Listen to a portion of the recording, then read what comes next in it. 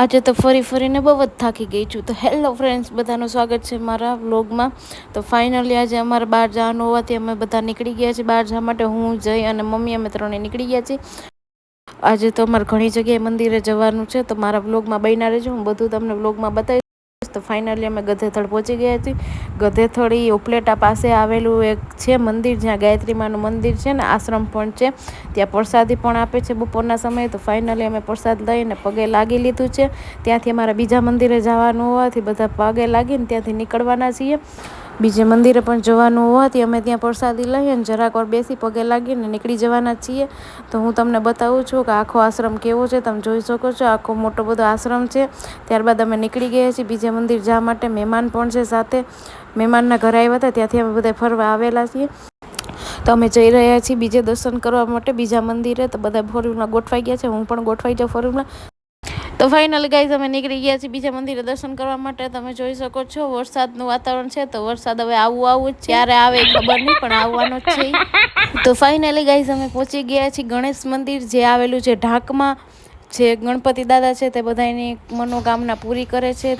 તે બહુ વર્ષો જૂની માન્યતા છે, જે માનતા કરે છે તે બધી પૂર્ણ થાય છે ત્યાં.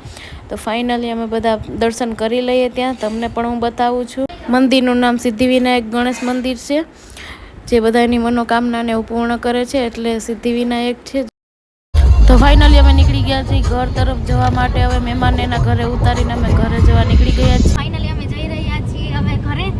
આખો દિવસ અમે ફરવાનું થઈ ગયું છે આજે અમારે.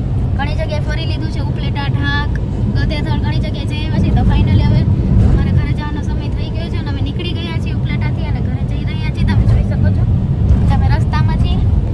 જય ગાડી ચલાવી રહ્યા છે, મમ્મી પાછળ બેસી ગયા છે, જુઓ છો. ફ્રેન્ડ્સ, તો મને તો બહુ જ કંટાળો આવે છે. બોલવું નથી, બસ ખાલી સાંભળીને દાંત જ કાઢવા હોય મારા. બોલશે તો કાંઈ નહીં, કંઈ બોલવાનું હોય. જો તમે જોઈ રહ્યા છો, મને ના પાડે બોલવું જ નથી. આખા રસ્તે નકરો કંટાળો લેવડાવે મને. બોલશે તો કાંઈ નહીં. તમે મારા બ્લોગમાં બન્યા રહ્યો, તમને બધું બતાવીશ. એ ક્યારે બોલે જ આપણે જોઈએ, એ ક્યારે બોલે. એને ભૂખ લાગી એટલે એ ખાવાની રાહમાં હે. એ ક્યારે કાંઈક આવે અને એ ખાય. એમ કે મને ભૂખ લાગી. બપોરે તો એને કેટલું ખાઈ લીધું છે, પણ છતાં પણ એને ખાવું છે. તો હવે એની ગોતે છે કે ક્યારે ખાવાનું મળે, પછી કાંઈક બોલશે. પછી બોલવાનું, પછી પણ નથી બોલવાનું, ના પાડે છે. આપણે કઈ જગ્યાએ જઈ રહ્યા છીએ, મોઢામાં એમ જ નીકળતો નથી ભૂખનો માર્યો.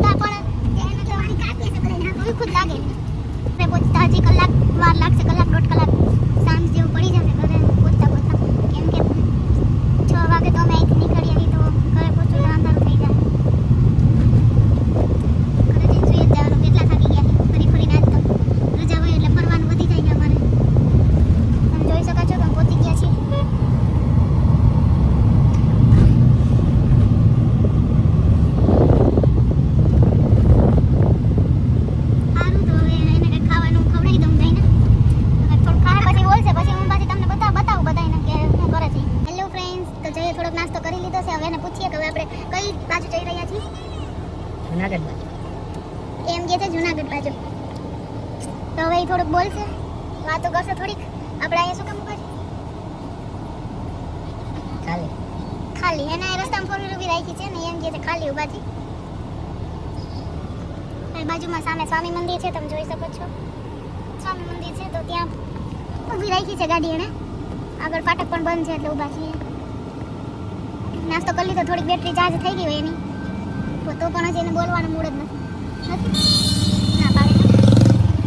તો હેલો ફ્રેન્ડ્સ, જોઈ કાંઈક તમને બધાને કહેવા માંગે છે. પસંદ આવે તો લાઈક કરો. લાઈક કમેન્ટ એન્ડ શેર કરજો. બ્લોગ પસંદ આવે તો મારી ચેનલને